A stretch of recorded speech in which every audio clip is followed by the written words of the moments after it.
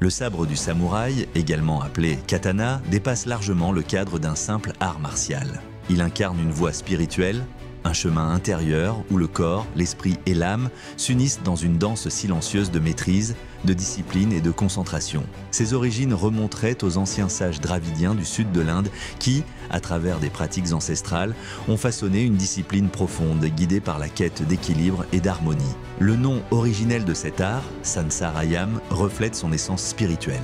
Élever l'âme à travers l'union du mouvement physique et de la vigilance mentale. Bien plus qu'une simple technique de combat, cet art était considéré comme sacré, un moyen d'éveil et de purification de la conscience. Le sabre, en tant que prolongement de l'esprit, permettait à celui qui le maniait d'affûter sa clarté mentale, d'élever son âme et de transcender les turbulences du monde extérieur. Yogi n'aiguise pas cette lame de samouraï pour exercer la violence envers autrui. Ce geste, profondément symbolique, reflète une démarche intérieure, une métaphore vivante de la maîtrise de soi et de la clarté d'esprit. Aiguiser le sabre incarne la philosophie de la discipline mentale. Chaque mouvement précis, chaque instant de concentration devient une invitation à affiner notre perception, purifier nos pensées, élever notre âme et dépasser les limites du temps, de la forme et de l'espace. De la même manière qu'une lame s'affûte par un entretien constant, l'esprit se renforce par la rigueur intérieure, la lucidité et l'harmonie entre le corps et le mental.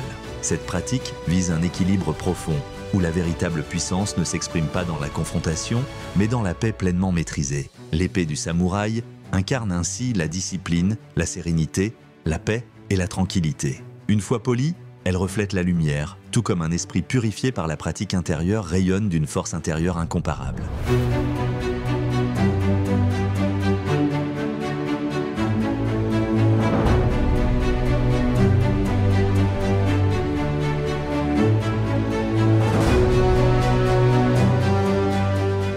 La lame, dans cette optique, devient un miroir de l'esprit. Elle invite à cultiver le calme, le silence et la stabilité intérieure. Celui qui a appris à se comprendre, à se maîtriser et à faire de son esprit un outil de discernement possède une puissance bien plus redoutable que n'importe quelle arme.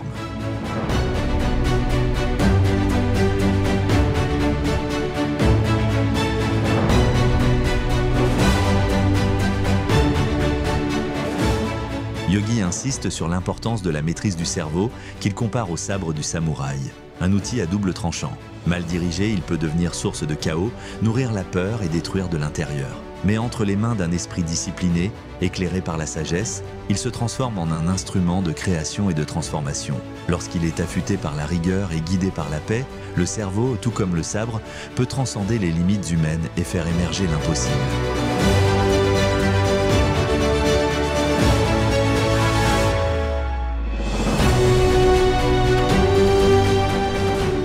Yogi n'a jamais eu recours à la violence, ni physique, ni verbale.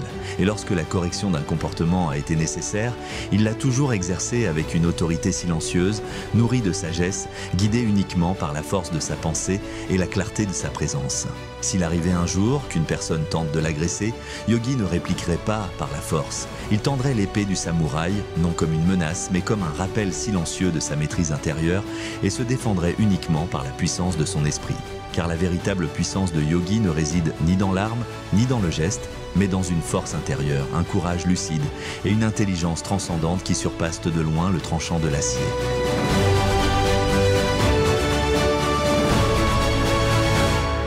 Ainsi, le sabre n'est pas une arme de guerre, mais un rappel silencieux que la plus grande victoire est celle que l'on remporte sur soi-même. Dans un monde agité, celui qui cultive le calme, la lucidité et la maîtrise intérieure devient un véritable guerrier de lumière. Car la sagesse ne crie pas, elle rayonne, et la paix véritable ne s'impose pas, elle se dégage naturellement de celui qui l'incarne.